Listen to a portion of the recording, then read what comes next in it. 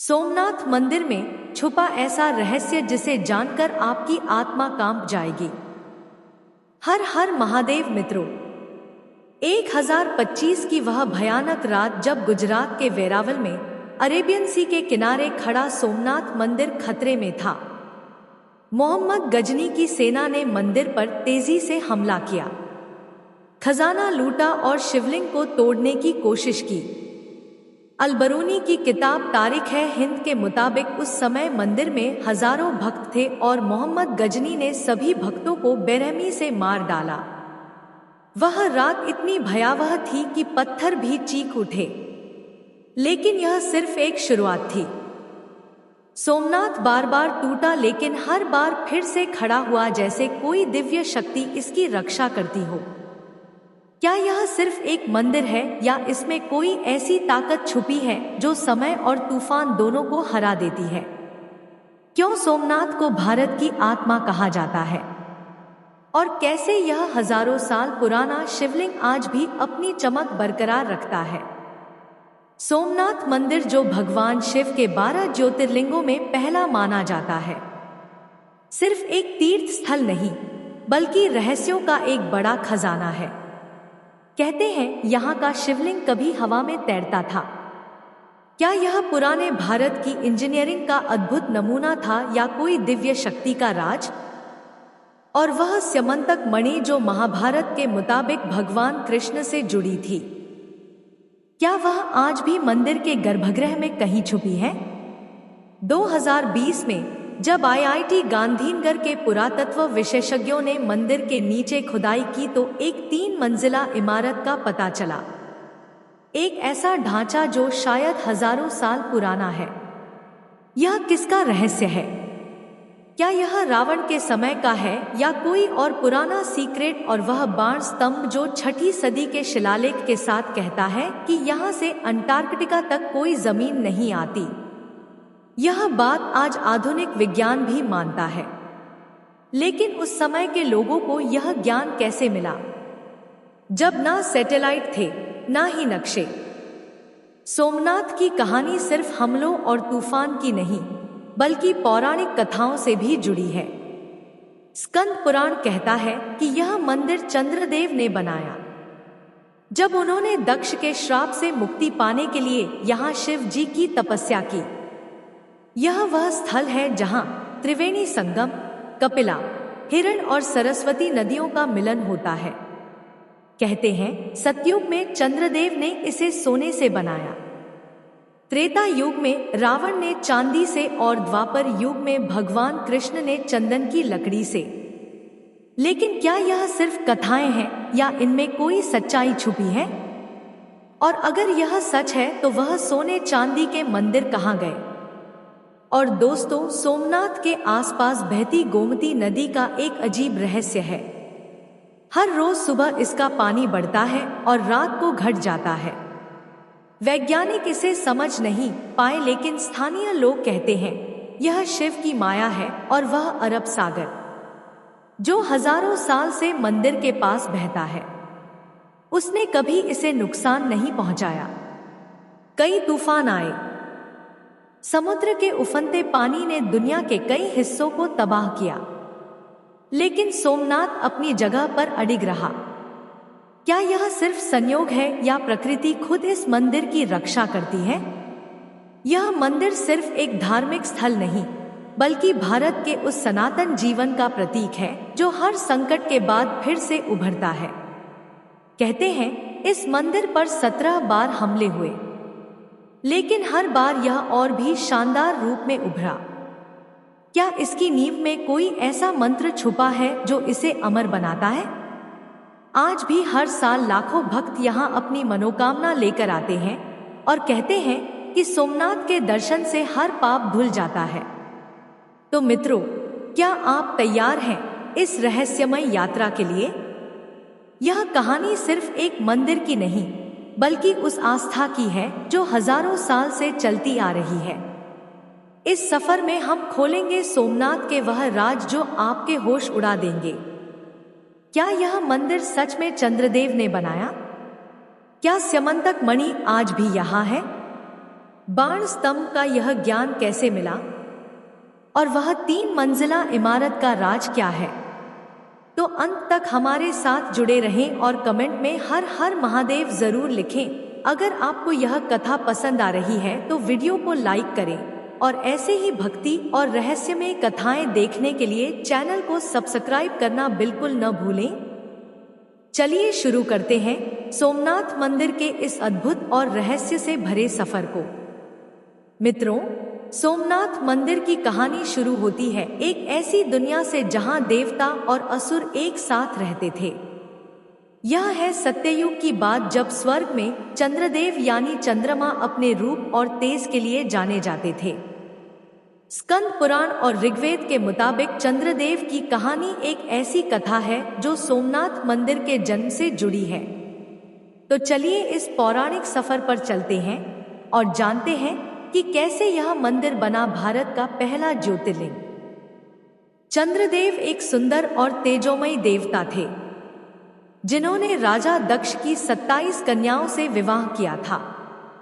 इनमें से एक थी रोहिणी, जो अपने रूप और मनमोहक स्वभाव के लिए सबसे अलग थी।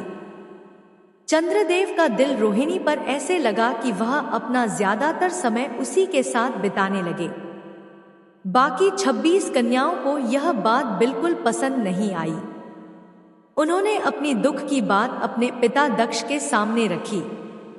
दक्ष को यह सुनकर गुस्सा आया और उन्होंने चंद्रदेव को एक भयानक श्राप दे दिया।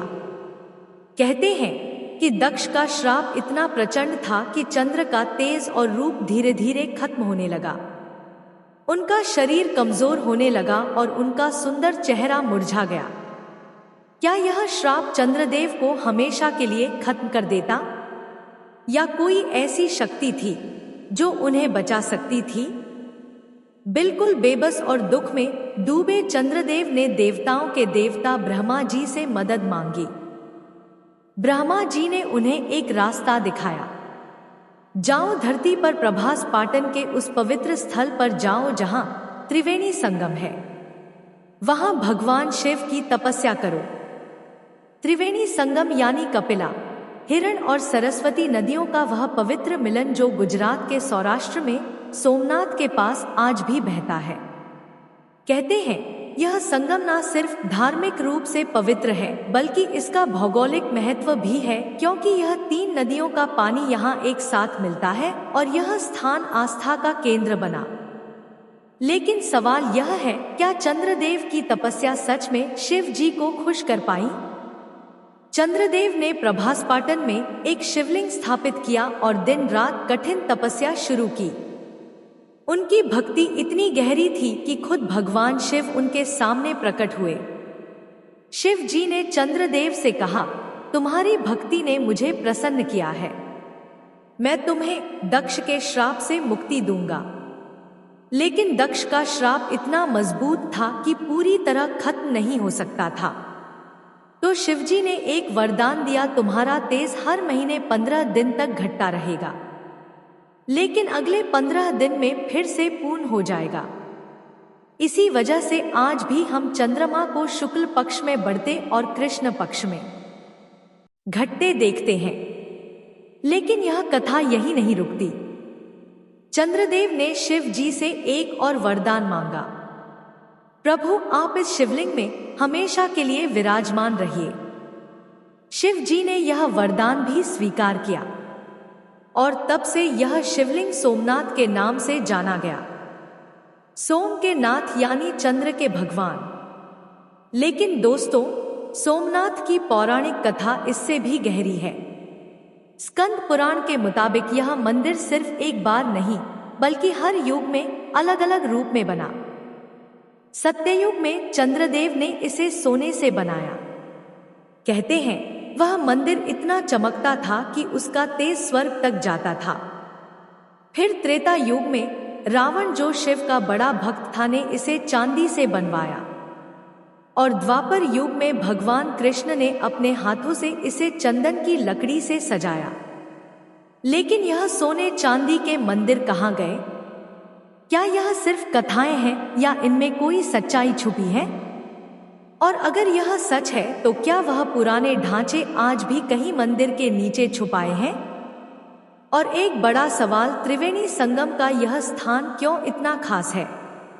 कहते हैं यहाँ का पानी ना सिर्फ शरीर को शुद्ध करता है बल्कि मन को भी शांति देता है। स्थानीय लोगों का मानना है कि यहाँ स्नान करने से हर भक्त के दुख दूर होते हैं। लेकिन क्या यह संगम सिर्फ आस्था का प्रतीक है या इसके पीछे कोई और रहस्य है? सोमनाथ मंदिर के इस पहले ज्योतिर्लिंग का राज क्या है जो हजारों साल से लोगों के दिल में बसा है?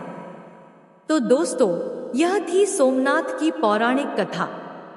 लेकिन यह सिर्फ शुरुआत है।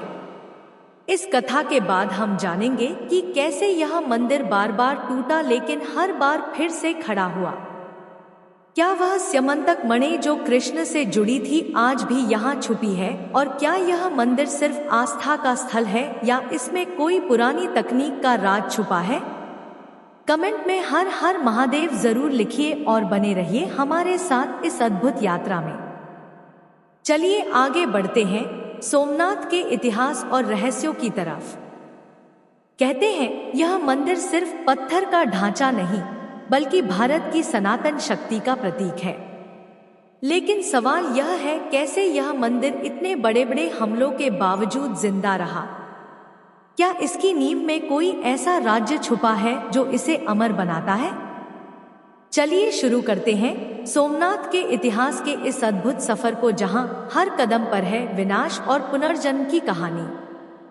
यह बात है 9वीं सदी की, जब गुर्जर प्रतिहार वंश के राजा नागभट्ट द्वितीय, जो 825 से 833 ईस्वी तक राज किया, सोमनाथ के पवित्र स्थल पर आए। इंस्क्रिप्शंस के मुताबिक उन्होंने यहाँ के सोमेश्वर शिवलिंग के दर्शन किए और इसकी महिमा को और बढ़ाया। उस समय सोमनाथ एक बड़ा तीर्थ स्थल था जहाँ लोग दूर दूर से आते थे। फिर आई 10वीं सदी, जब चालुक्य वंश के राजा मूलराज ने यहाँ एक शानदार मंदिर बनवाया। कहते हैं यह मंदिर इतना भव्य था कि उसकी चमक समुद्र के पार तक जाती थी।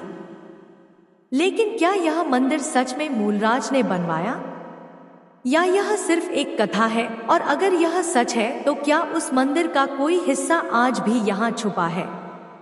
लेकिन दोस्तों, सोमनाथ का यह शानदार सफर 1025 ईस्वी में एक बड़े संकट से टकराया।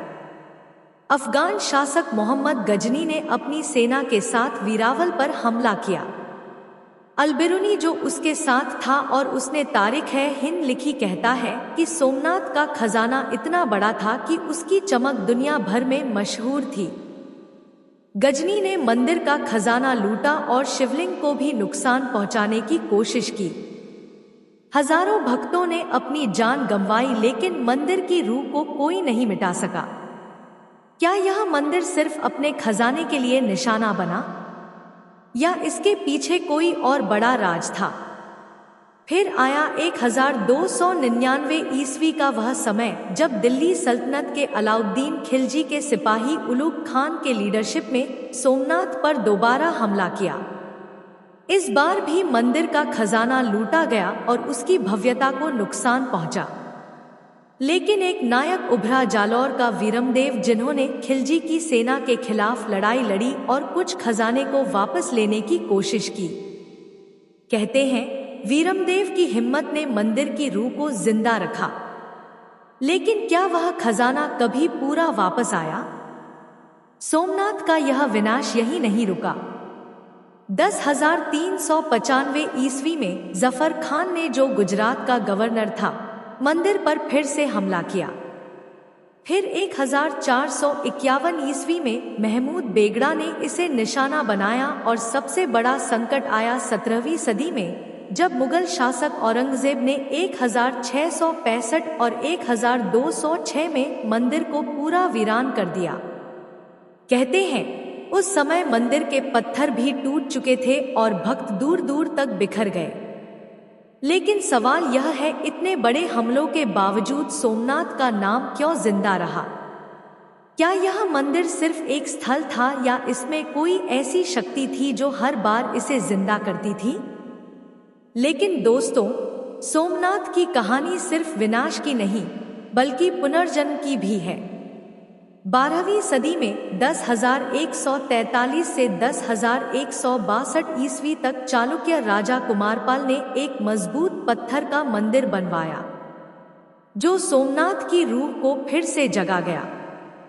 फिर 14वीं सदी में 10,308 से 10,371 ईस्वी तक चुड़ासमा वंश के राजाओं महिपाल और ठेंगरा ने मंदिर के लिए अपना योगदान दिया। कहते हैं उन्होंने मंदिर की सेवा की और भक्तों को फिर से एकत्रित किया। लेकिन असली चमत्कार हुआ 1883 ईस्वी में, जब मराठा रानी अहिल्याबाई होलकर ने सोमनाथ के लिए एक नई रोशनी जलाई। उन्होंने एक छोटा लेकिन पवित्र मंदिर बनवाया जो आज भी ओल्ड सोमनाथ या अहिल्याबाई टेम्पल के नाम से जाना जाता है। अहिल्याबाई के इस काम ने सोमनाथ की रूह को हमेशा के लिए जिंदा रखा और उनका यह मंदिर आज भी उसी शक्ति को लेकर चलता है। और फिर आया वह पल जो सोमनाथ के इतिहास का सबसे शानदार दौर था। 1950वीं ईस्वी भारत के लोहे के पुरुष सरदार वल्लभ भाई पटेल और डॉक्टर राजेंद्र प्रसाद के लीडरशिप में सोमनाथ मंदिर को एक नए रूप में बनाया गया। 11 मई 1951 को जब यह मंदिर दोबारा खुला तो लाखों लोगों ने हर हर महादेव के नारे लगाए। आर्कियोलॉजिकल सर्वे ऑफ इंडिया के मुताबिक यह नई इमारत चालुक्य स्टाइल आर्किटेक्चर का एक अद्भुत नमूना है, जिसका 150 फुट का शिखर आज भी सबको मोहित करता है। तो दोस्तों, यह था सोमनाथ का इतिहास, विनाश और पुनर्जन्म का एक अद्भुत सफर। लेकिन यह कहानी यहीं नहीं रुकती। आगे हम जानेंगे कि कैसे यह मंदिर रहस्यों का खजाना बना। क्या वह शिवलिंग सच में हवा में तैरता था और क्या स्यमंतक मणि आज भी यहाँ छुपी है? तो बने रहिए हमारे साथ इस यात्रा में, क्योंकि सोमनाथ के राज अभी बाकी हैं। सोमनाथ मंदिर सिर्फ आस्था और इतिहास का गवाह ही नहीं बल्कि रहस्यों का एक ऐसा खजाना है जो दिल और दिमाग दोनों को हैरान करता है। स्कंद पुराण के एक श्लोक में कहा गया है, सोमनाथो ज्योतिर्लिंगम सर्व पाप विनाशनम, यानी सोमनाथ का ज्योतिर्लिंग हर पाप को नष्ट कर देता है।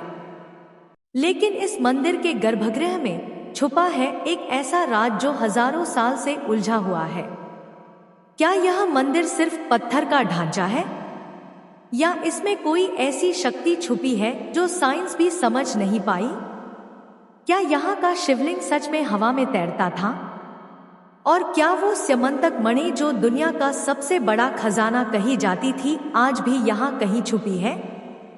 चलिए खोलते हैं सोमनाथ के इन अद्भुत रहस्यों के दरवाजे और देखते हैं कि यह हमें कहाँ ले जाते हैं। सबसे पहला रहस्य सोमनाथ का वह शिवलिंग जो कहते हैं कभी हवा में तैरता था। स्कंद पुराण और लोक कथाओं के मुताबिक यह शिवलिंग इतना पवित्र था कि यह जमीन को छुए बिना मंदिर के गर्भगृह में तैरता रहा। 107 ईस्वी में जब अफगान विद्वान अलबरूनी सोमनाथ आया तो उसने अपनी किताब तारीख हिंद में लिखा कि यह दो कोई चमत्कार नहीं बल्कि मैग्नेटिक पत्थरों का कमाल था। कहते हैं मंदिर के नीचे और ऊपर ऐसे पत्थर रखे गए थे जो शिवलिंग को हवा में रखते थे। लेकिन सवाल यह है, क्या यह सच में पुराने भारत की इंजीनियरिंग का चमत्कार था या कोई दिव्य शक्ति का राज? और अगर यह मैग्नेटिक पत्थर थे तो वह आज कहाँ गए? क्या 1025 में महमूद गजनी के हमले के दौरान वो पत्थर भी लूट लिए गए या वो आज भी मंदिर के नीचे कहीं छुपे हुए हैं? अब बात करते हैं एक और बड़े रहस्य की, स्यमंतक मणि। महाभारत के मुताबिक यह एक ऐसी मणि थी जो भगवान कृष्ण से जुड़ी थी। कहते हैं यह मणि इतनी शक्तिशाली थी कि वह अपने आसपास धन दौलत और ऊर्जा फैलाती थी। पुराणों में कहा गया है कि स्यमंतक मणि को सोमनाथ के शिवलिंग के अंदर छुपाया गया था ताकि कोई इसे चुरा ना सके। लेकिन जब 1025 में गजनी ने मंदिर पर हमला किया तो क्या वह इस मणि के पीछे था? कहते हैं उसने मंदिर का खजाना लूटा लेकिन स्यमंतक मणि का कोई पता नहीं चला। क्या यह मणि आज भी मंदिर के गर्भगृह में कहीं छुपी है, या क्या यह एक ऐसी कथा है जो सिर्फ भक्तों के दिल में जिंदा है? और अगर यह मणि सच में यहाँ है तो क्या इसकी शक्ति आज भी मंदिर के आसपास महसूस होती है? फिर आता है सोमनाथ का वो रहस्य जो दुनिया भर के वैज्ञानिकों को हैरान करता है। बाण स्तंभ। मंदिर के पास एक छोटा सा स्तंभ है जिसमें 6ठी शताब्दी का एक शिलालेख लिखा है। इसमें कहा गया है कि यहाँ से समुद्र के रास्ते अंटार्कटिका तक कोई भी जमीन नहीं आती। यह बात आज मॉडर्न साइंस भी मानती है। सोमनाथ से साउथ पोल तक एक सीधी लाइन में कोई भी लैंड मास नहीं है, लेकिन यह सवाल दिल को छू जाता है। जब 6ठी सदी में ना सैटेलाइट थे ना ही गूगल मैप्स, तो पुराने भारत के लोगों को यह ज्ञान कैसे मिला? क्या यह सिर्फ एक संयोग था या कोई पुरानी विद्या का राज? और क्या यह शिलालेख कोई बड़ा संदेश छुपाए हुए हैं जो हम आज भी समझ नहीं पाए? अब चलिए मंदिर के पास बहती गोमती नदी के एक अजीब रहस्य की बात करते हैं। लोकल लोग कहते हैं कि गोमती का पानी हर रोज सुबह बढ़ता है और शाम को घट जाता है। यह ऐसा चमत्कार है जो वैज्ञानिक भी समझ नहीं पाए। कहते हैं यह शिव की माया है जो नदी के पानी को हर दिन एक नए रूप में लाती है। लेकिन क्या यह सिर्फ एक प्राकृतिक घटना है या इसके पीछे कोई बड़ा रहस्य छुपा है? एएसआई की कुछ रिपोर्ट्स के मुताबिक सोमनाथ के आसपास का जमीनी स्ट्रक्चर इतना अलग है कि यह पानी के फ्लो को प्रभावित करता है। और दोस्तों, अरब सागर का वो राज जो सबको हैरान करता है।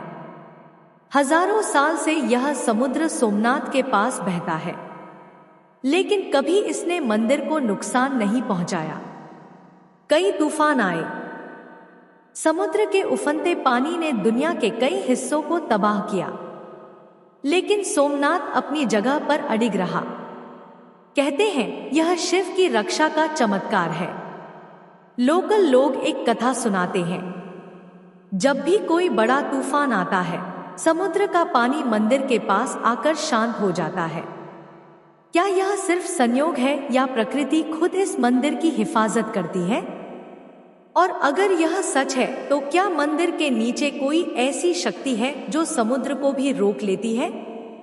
अब एक और बड़ा राज 2020 की वो खुदाई जो आईआईटी गांधीनगर के पुरातत्व एक्सपर्ट्स ने की।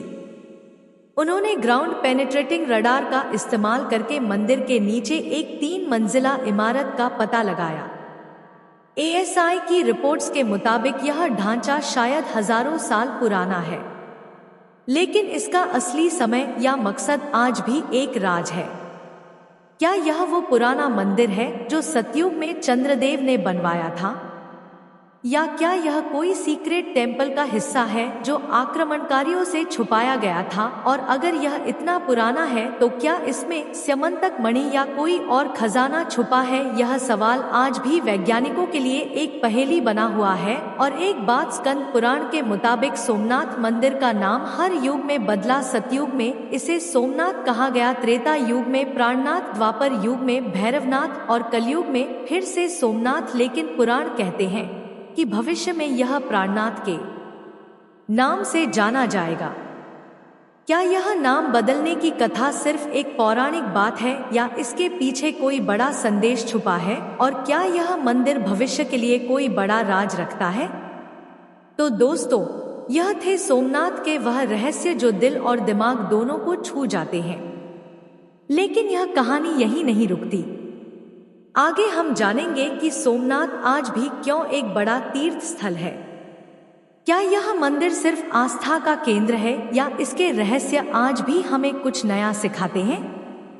तो बने रहिए हमारे साथ इस यात्रा में, क्योंकि सोमनाथ के और भी राज खुलने बाकी हैं।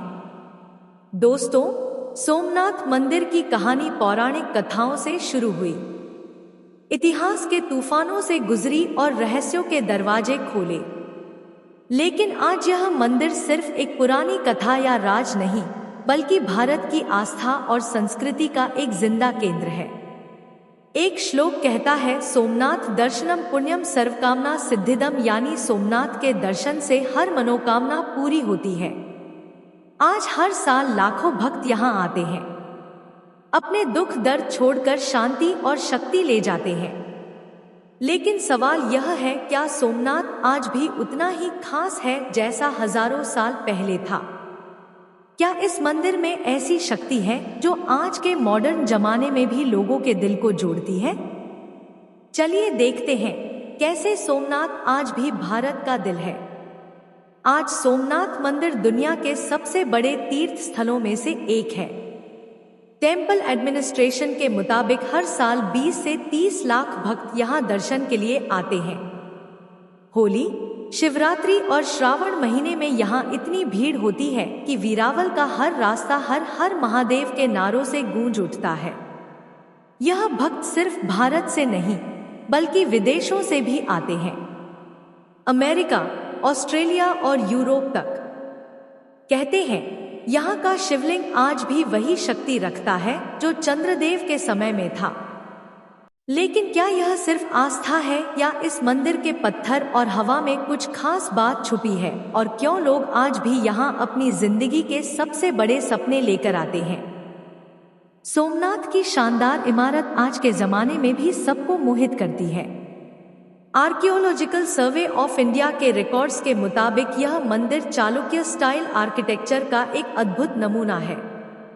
इसके 150 फुट ऊंचे शिखर पर 10 टन का कलश है जो सूरज की रोशनी में चमकता है, और मंदिर के ऊपर 27 फुट लंबा एक ध्वज है जो हर 6 महीने में बदला जाता है। एक बड़े समारोह के साथ यह शिखर और ध्वज न सिर्फ मंदिर की सुंदरता बढ़ाते हैं बल्कि इसकी सनातन शक्ति को भी दिखाते हैं। कहते हैं इस शिखर के नीचे खड़े होने से एक अलग सी शांति मिलती है। लेकिन क्या यह शिखर सिर्फ एक डिजाइन है या इसमें कोई पुराना मंत्र छुपा है जो आज भी काम करता है? सोमनाथ सिर्फ भक्तों के लिए ही नहीं बल्कि वीरावल के लोकल लोगों के लिए भी एक जीवन रेखा है।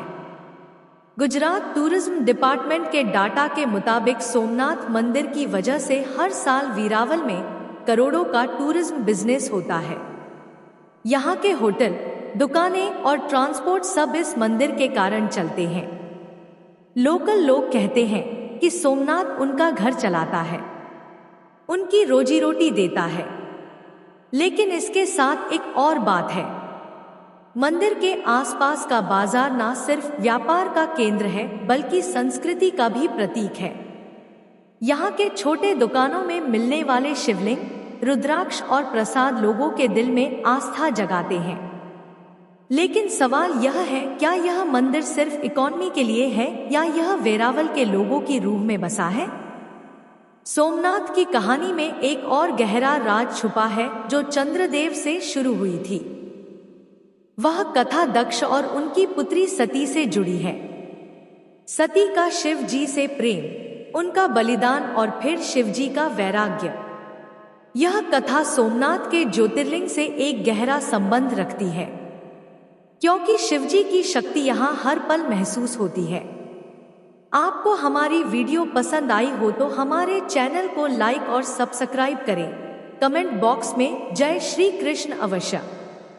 राधे राधे मित्रों।